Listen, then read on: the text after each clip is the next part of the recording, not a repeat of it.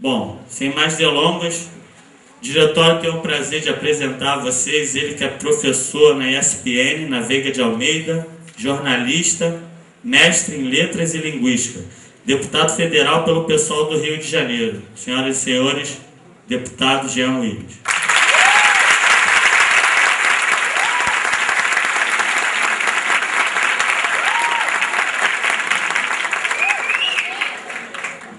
Desde que eu comecei a fazer política no sentido mais amplo do termo, não política institucional, que é essa que eu estou fazendo há muito pouco tempo, mas a política no sentido amplo, que envolve os movimentos sociais, eu ouvi de Padre José, que era padre lá da paróquia, da comunidade eclesial de base, debaixo da candeia da paróquia de Santo Antônio, uma frase que eu nunca mais saiu da minha cabeça, que é: direitos não são concedidos, direitos são conquistados, sempre.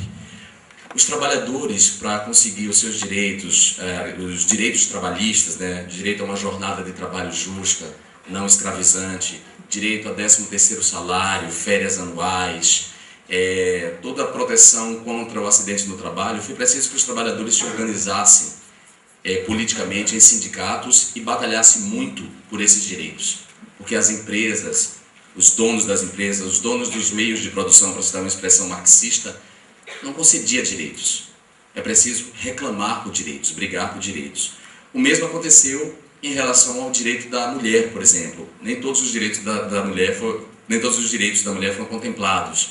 Por exemplo, a mulher conseguiu o direito ao voto depois de muito tempo, mas ainda não conseguiu, por exemplo, o direito sobre o seu corpo. Descriminalizar o aborto, por exemplo. Ela ainda está nessa batalha. O direito da criança e do adolescente, então toda a rede de proteção que se criou em torno da infância foi uma conquista. Esses direitos não eram concedidos e mesmo assim alguns desses direitos ameaçam desaparecer. Há uma ameaça sobre esses direitos quando há um projeto de lei de redução da maioridade penal, por exemplo. Então os direitos da infância foram conquistados no ECA, o Estatuto da Criança e do Adolescente. Também os direitos dos idosos, quando você chega na idade adulta e portanto demanda por direitos que antes, quando você era jovem, você não precisava. Também resultou de esses direitos, o Estatuto do Idoso resultou de uma batalha, de uma organização dos idosos. De modo que cada vez que a sociedade se transforma e que determinados grupos se organizam politicamente, há uma cobrança por direitos. E é nesse contexto, ou digamos, seguindo essa trilha de organização política e de cobranças por direitos numa sociedade que está em permanente transformação. A sociedade ela não é imutável. As sociedades mudam no tempo e no espaço, ou melhor, não vou usar o termo sociedade, vou usar o termo cultura. A cultura muda no tempo e no espaço. Embora a gente costume naturalizar os aspectos da cultura, a cultura ela tem um tempo, ela tem uma história.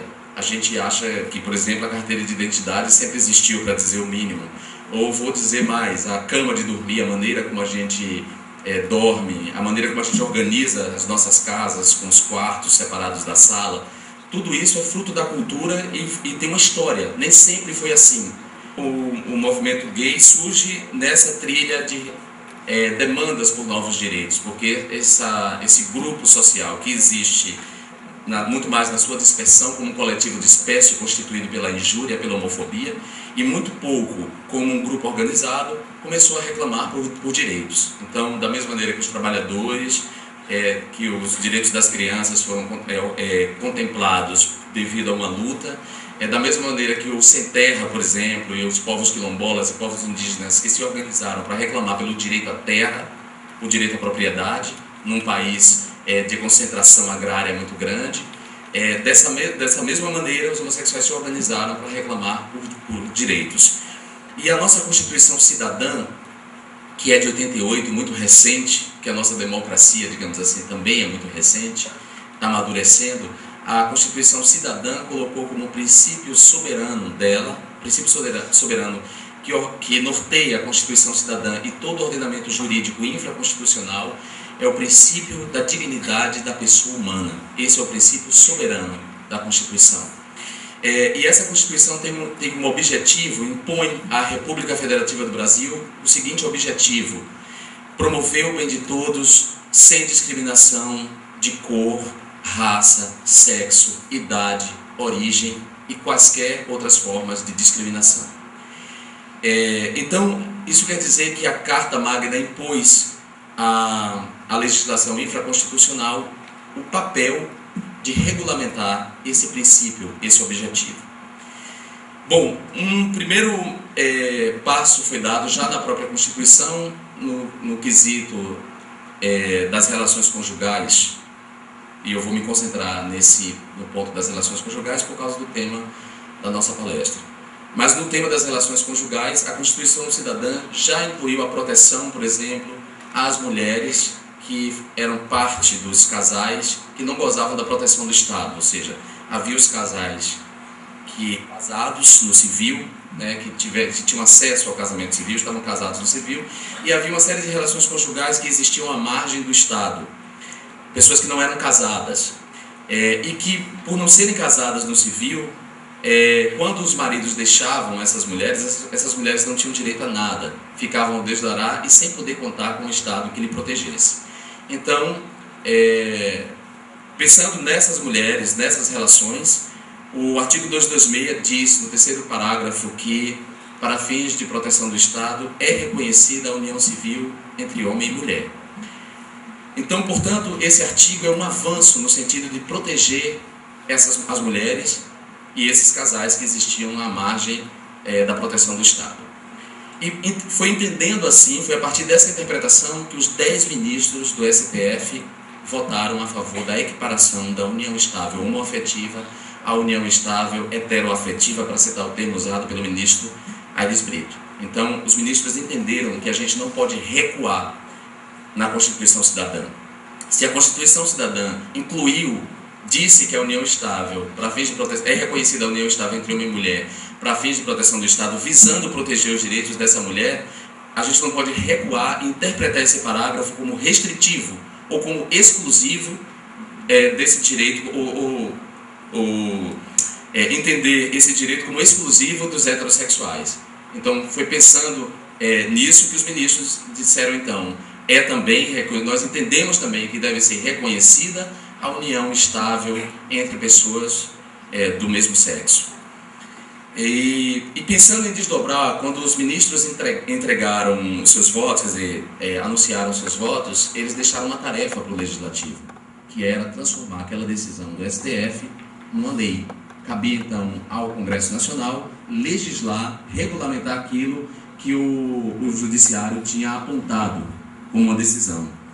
E muito antes da decisão do STF, eu já tinha elaborado uma proposta de emenda constitucional, uma PEC, que alterava exatamente o artigo 226, dizendo que, para fins de proteção do Estado, é reconhecida a união estável entre homem e mulher e entre duas pessoas do mesmo sexo. É importantíssimo não ter botado duas pessoas, porque, seguindo o exemplo da Argentina, de todo o debate que houve na Argentina, Portugal, Espanha e África do Sul, os políticos de direita, né, e os setores mais conservadores da sociedade usaram de todo tipo de ardil e argumento para derrubar a luta para estender esse direito aos homossexuais. Então, um dos argumentos, quando na Constituição desses outros países, quando a redação foi feita, os deputados conservadores disseram: olha só, eles estão defendendo a poligamia, quando eles dizem o casamento entre pessoas do mesmo sexo. Eles querem casar 3, 4 pessoas ao mesmo tempo. E aí, para evitar esse tipo de argumento, a gente já colocou 2 pessoas do mesmo sexo. Essa PEC foi elaborada antes da decisão do Supremo e a batalha pela aprovação dela no Congresso Nacional, na Câmara dos Deputados agora, ganha força com a decisão dos 10 ministros do Supremo. Os votos dos ministros são iluminadores, além de revelar um profundo conhecimento jurídico, um profundo conhecimento da cultura, de articular o conhecimento do direito técnico com as outras áreas do conhecimento humano, que é uma coisa que deve ser feita. Além disso tudo, os votos eram muito humanistas, traziam valores humanistas, que é uma coisa que está se perdendo. E é importante ressaltar que esse voto foi dado por um Supremo Tribunal Federal que não é progressista, é conservador. E mesmo esse Supremo Tribunal, que é conservador, entendeu que a sociedade se transformou e é preciso atender a essa demanda da sociedade. Durante a Guerra Civil nos Estados Unidos, a guerra civil entre negros e brancos, uma judia se meteu nessa briga, uma filósofa judia chamada Hannah Arendt, e ela se meteu nessa briga para dizer o seguinte aos negros organizados dos Estados Unidos: vocês estão com o foco errado. Vocês não têm que batalhar pelo direito ao acesso aos lugares de brancos. Não devem fazer isso. Porque existe o direito de livre associação. O direito de a gente se associar com quem a gente quer implica deixar fora quem a gente não quer. Então, gozar do direito de livre associação é incorrer numa discriminação social que é inevitável. E para o bem e a diversidade da própria sociedade, é preciso que haja alguma discriminação social. Então, o direito de você se reunir num espaço com quem você quer e deixar de fora quem você não quer. Isso vai produzir uma discriminação social que é inevitável. O que não pode haver, segundo ela, e eu concordo, e a Hannah Arendt é, digamos assim, a minha mentora, o que não pode haver é uma discriminação no acesso ao direito. Não pode haver uma discriminação no plano jurídico, senão a gente cria uma cidadania de segunda categoria. E uma cidadania de segunda categoria solapa o próprio conceito de cidadania. Ou existe cidadania, ou não cidadania. Não existe cidadania de segunda categoria. Quando os negros não tinham acesso ao direito ao casamento interracial, estava havendo ali uma discriminação no plano jurídico. Então ela disse: a batalha é pelo direito ao casamento interracial. Você escolher com quem você quer casar, você ter o direito de casar com aquela pessoa e produzir com ela um projeto comum de vida baseado no afeto, na felicidade e na sexualidade. É essa batalha que tem que ser feita. E uma vez conquistada essa batalha, isso vai ter uma implicação grande na sociedade. Porque os filhos, fruto do casamento interracial, vão ter que ter os mesmos direitos que os brancos tinham. Porque eles são filhos de brancos, são filhos de negros, mas são filhos de branco. Então, tomando a Hannah Arendt como inspiradora, não pode haver cidadania de segunda categoria para os homossexuais. Os homossexuais têm os mesmos deveres, pagam os mesmos impostos, portanto, contribuem para os serviços públicos que todos vocês usam. Todos. Portanto, tem que ter direito, tem que ter acesso aos mesmos direitos. Direitos iguais, nem menos nem mais, os mesmos direitos com os mesmos nomes. E é importante que se diga isso, os mesmos direitos com os mesmos nomes, porque a palavra casamento, ela, como a igreja durante muito tempo esteve ligada, abraçada ao Estado, e mesmo depois da separação entre igreja e Estado, que foi em 1889 com a proclamação da República, a igreja continua influenciando nas decisões públicas. Vide o fato da CNBB ter constituído um advogado para defender seus interesses na Suprema Corte. Por conta dessa junção, dessa influência da igreja no Estado, a palavra casamento está muito associada à questão religiosa. Então tem gente, inclusive deputados, que vem com um argumento do tipo: mas por que casamento? Por que não união civil? Não, porque união civil é um acordo comercial, patrimonial. A união civil eu posso fazer a qualquer momento com qualquer pessoa. O casamento está ligado ao direito inalienável à vida e à felicidade. É a escolha de construir um projeto de vida com alguém que você ama. Não há outra palavra. A Constituição não aponta outra palavra.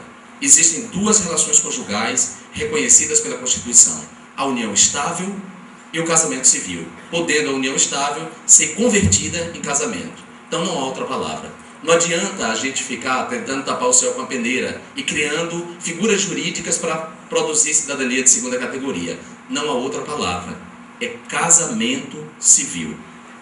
E acessar, na medida em que os homossexuais podem acessar esse direito, quando eles puderem acessar esse direito, aí sim nós vamos estar produzindo uma cidadania plena e atendendo aquele objetivo que eu falei antes da Constituição, imposto à República Federativa do Brasil, de promover o bem de todos, sem discriminação de raça, cor, sexo, etnia, idade, origem e quaisquer outras formas de discriminação. Muito obrigado.